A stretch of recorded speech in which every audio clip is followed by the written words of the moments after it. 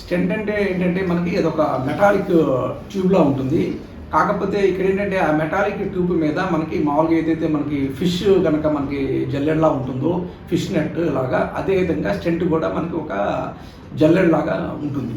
ఇక్కడ ఒక మెష్ లాగా ఉంటుంది. ఇదేంటంటే మనకి ఈ ఈ యూజువల్గా మేము ఈ స్టెంట్ అనేది స్టెయిన్లెస్ స్టీల్ కానీ లేదా క్రోమియం కోబాల్ట్తో కానీ చేయటం అనేది జరుగుతుంది.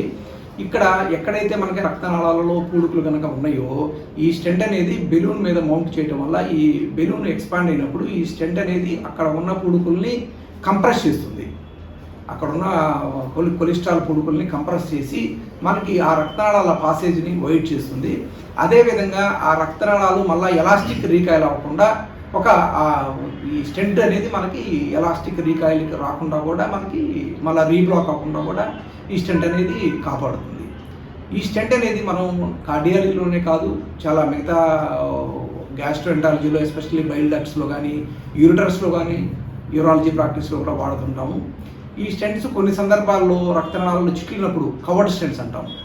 ఆ కవర్డ్ స్టెంట్స్ అనేది ఏంటంటే రక్తనాళాలు చిట్లినప్పుడు, అదేవిధంగా ఎండోవాస్కులర్ అయోటిక్ ఎన్యూరిజం అంటే ఈ గుండెకి వెళ్ళే బృహద్దమని ఎన్లార్జ్ అయినప్పుడు కూడా మనం ఈ కవర్డ్ స్టెంట్స్ అనేవి వాడతాం. స్టెంట్స్లో ముఖ్యంగా మనం చెప్పుకోవాలంటే 4 రకాలు ఉంటాయి. ఒకటి బేర్ మెటల్ స్టెంట్స్ అంటాం.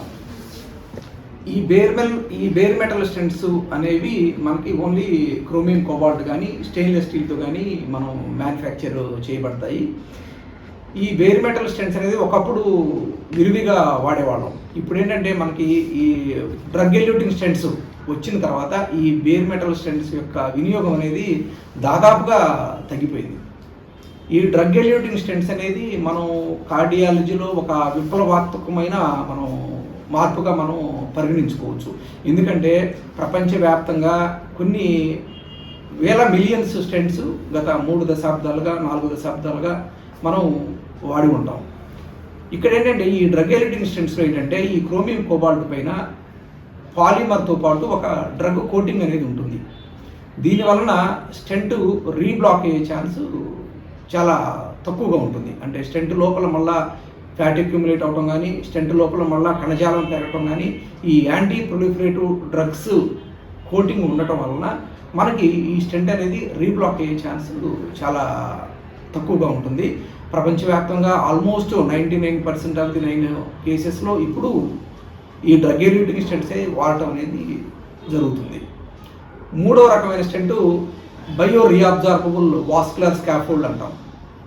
ఈ బీవీఎస్ స్టెంట్స్ ఏంటంటే ఇవి కరిగిపోయే స్టెంట్స్.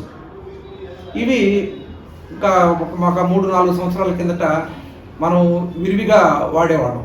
కాకపోతే ఏంటంటే తర్వాత జరిగిన అధ్యయనాల్లో ఏంటంటే ఈ బీవీఎస్ స్టెంట్స్ వాడటం వల్ల స్టెంట్ లోపల థ్రాంబస్ ఫామ్ అయ్యే ఛాన్స్ ఎక్కువగా ఉంటుంది అని పరిశోధనలో వెల్లడి అయిన తర్వాత మనం ఈ బీవీఎస్ స్టెంట్స్ అనేది వాడటం అనేది మళ్ళీ తగ్గించడం జరిగింది.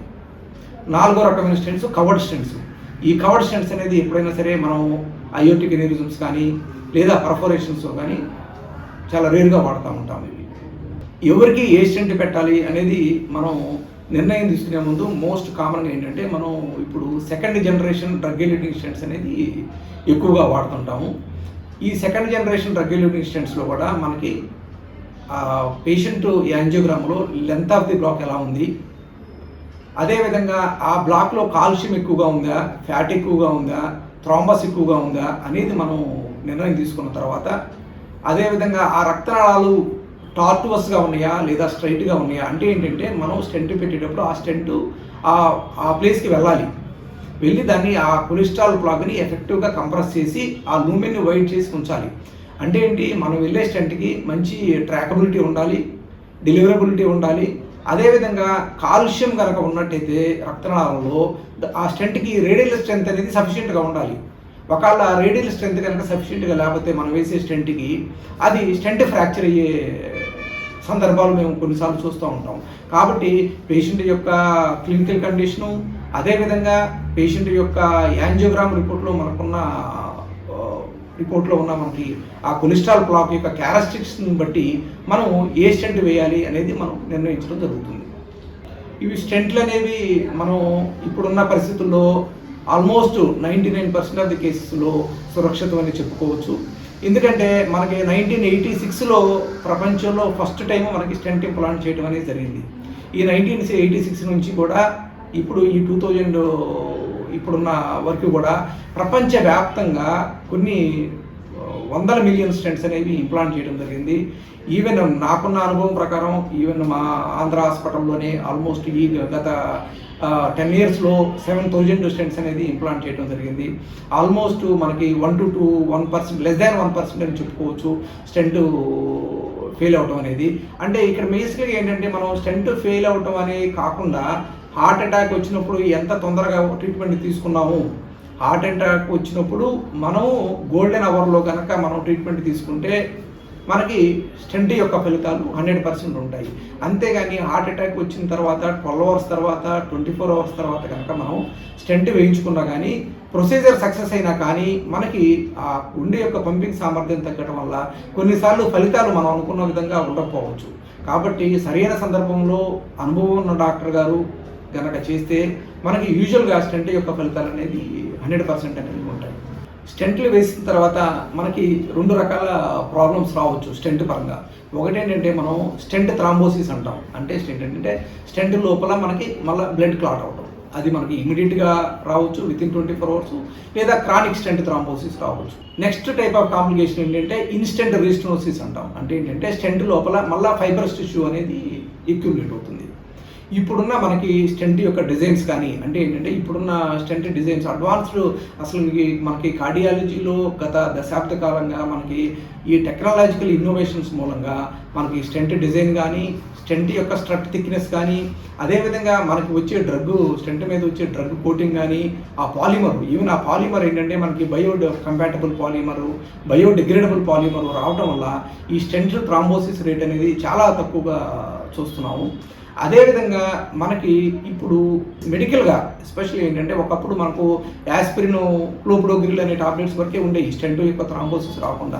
ఇప్పుడు ఏంటంటే మాకు క్లోప్రోగ్రిల్తో పాటు ప్రాసుగ్రిల్, టికాగ్రిల్ అనే టాబ్లెట్స్ అవైలబిలిటీ వచ్చిన తర్వాత ఈ స్టెంట్ థ్రాంబోసిస్ ఆల్మోస్ట్ చాలా నెగ్లిజిబుల్గా ఉందని మనం చెప్పుకోవచ్చు. అదేవిధంగా ఇన్స్టెంట్ రీస్టెనోసిస్, ఈ ఇన్స్టెంట్ రీస్టెనోసిస్ అనేది బేర్ మెటల్ స్టెంట్స్లో 10 to 20% ఆఫ్ ది కేసెస్లో ఉంటే మనకి డ్రగ్ ఎల్యూటింగ్ స్టెంట్స్లో ఇన్స్టెంట్ రెసిస్టెన్సిస్ అనేది 2% కన్నా ఎక్కువగా ఉండదు. కాబట్టి ఈ ఇన్స్టెంట్ రెసిస్టెన్సిస్ అనేది ఒకప్పుడు ఈ కార్డియాలజిస్టులను చాలా భయపడేవాళ్ళం స్టెంట్ బ్లాక్ అయింది అంటే. ఎందుకంటే అది మనం అది నెక్స్ట్ కొన్నిసార్లు ఇది స్టెంట్ బ్లాక్ అయితే అది అన్నెసెసరీగా బైపాస్కి దారితీస్తుంది. కాబట్టి ఏ పేషెంట్కైనా స్టెంట్ ఇంప్లాంట్ చేసేటప్పుడు కూడా అన్ని జాగ్రత్తలు తీసుకొని క్వాలిటీ పరంగా గాను అదేవిధంగా మనకి ఈ డబుల్ యాంటీప్లేటెడ్ థెరపీ వాడటం ద్వారా ఈ ఇన్స్టెంట్ రీస్టెనోసిస్ రాకుండా మనం చాలా వరకు కాపాడుకోవచ్చు. స్టెంట్ వేసిన తర్వాత మళ్ళా బ్లాక్ కనుక అయినప్పుడు అంటే మేము కొంతమంది పేషెంట్లు చూస్తూ ఉంటాం, పేషెంట్లు 1 year టాబ్లెట్స్ రెగ్యులర్గా వాడతారు, 1 year తర్వాత టాబ్లెట్స్ ఆపేస్తారు మాకు బాగుంది కదా అని.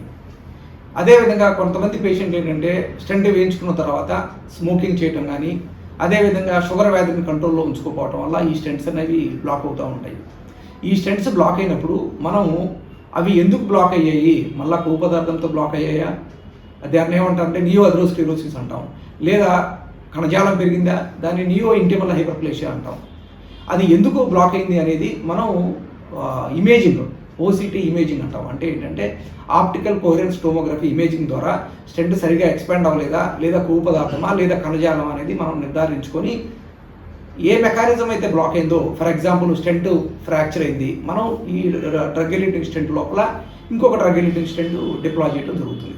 కానీ నియో ఇంటిమల్ హైపర్ప్లేషియా కానీ నియో అథెరోస్క్లెరోసిస్ కానీ కనుక అయితే మనం ఆ లోపల ఉన్న హైపర్ప్లేషియాని మనం కటింగ్ బెలూను లేదా స్కోరింగ్ బెలూన్ అంటాము. అంటే ఏంటంటే బెలూన్ పైన చిన్న మైక్రో బ్లేడ్స్ ఉంటాయి.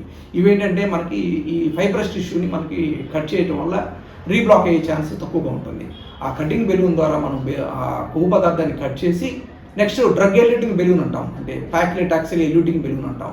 ఈ బెలూన్ని అంటే బెలూన్ పైనే డ్రగ్ కోటింగ్ ఉంటుంది. ఇందాక మనం అనుకున్నాం అది స్టెంట్ పైన డ్రగ్ కోటింగ్, కానీ ఇక్కడ ఏంటంటే మనకి బెలూన్ పైన డ్రగ్ కోటింగ్ ఉంటుంది. ఈ బెలూన్ పైన డ్రగ్ కోటింగ్ అనేది మనం డిఈబి డ్రగ్ ఎల్యూటింగ్ బెలూన్ ద్వారా మనం చికిత్సా పద్ధతుల ద్వారా మనం మళ్ళీ ఈ స్టెంట్ లోపల బ్లాక్ని మనం సరి చేసుకోవచ్చు.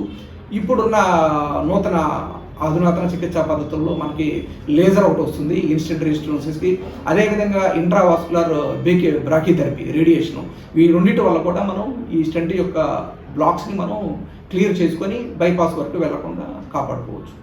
ఈ రక్తనాళాల్లో పులుకులు అనేవి మనం ప్రతి ఒక్కళ్ళు కూడా దీని మీద అవగాహన అనేది ఉండాలి. ఎందుకంటే భారతదేశంలోనే కాదు ప్రపంచవ్యాప్తంగా కూడా ఈ రక్తనాళాల్లో పులుకుల వల్ల ఎక్కువ మంది చనిపోతున్నారు. అంటే మీరు ఒక భారతదేశంలోనే కాదు, ఈ కార్డియోవాస్కులర్ డిసీజ్ కానీ సెరిబ్రోవాస్కులర్ డిసీజ్ కానీ number 1 killer in the world. కాబట్టి ఎస్పెషల్లీ ఇది ఎందుకు వస్తుంది అంటే ఏంటంటే మనకు తెలుసు జన్యుపరమైన కారణాల వల్ల రావచ్చు, అదేవిధంగా జీవనశైలికి సంబంధించిన కారణాలు రావచ్చు. ఎస్పెషల్లీ కొంతమందికి మేము పేషెంట్లు చూస్తూ ఉంటాం, వాళ్ళ ఎల్డర్ బ్రదర్కి హార్ట్ అటాక్ వస్తుంది, ఆయన స్టెంట్ పెట్టించుకోనో బైపాస్ చేయించుకోనో హీఈస్ డూయింగ్ వెల్, కానీ వాళ్ళ తమ్ముడు సడన్గా చనిపోతాడు. అంటే యంగర్ బ్రదర్ 5 years తర్వాత చనిపోతాడు. అంటే ఏంటి, మనకి ఫ్యామిలీలో ఎవరికైనా సరే ఫస్ట్ జనరేషన్ కానీ సెకండ్ జనరేషన్ కానీ హార్ట్ ప్రాబ్లమ్స్కి వచ్చినట్లయితే మనము హెల్త్ స్క్రీనింగ్ టెస్టులు చేయించుకోవడం ద్వారా మనకి ఈ పులుకులు రాకుండా ముందే మనం నివారించుకోవచ్చు. అంతేగాని మనకి మళ్ళీ హార్ట్ అటాక్ వచ్చే వరకు కూడా మనం డాక్టర్ని కన్సల్ట్ అవ్వకుండా ఉండటం అనేది కొన్నిసార్లు ప్రాణాపాయం సంభవించవచ్చు. కాబట్టి వీటి మీద అవగాహన అనేది ఉండటం చాలా ముఖ్యం.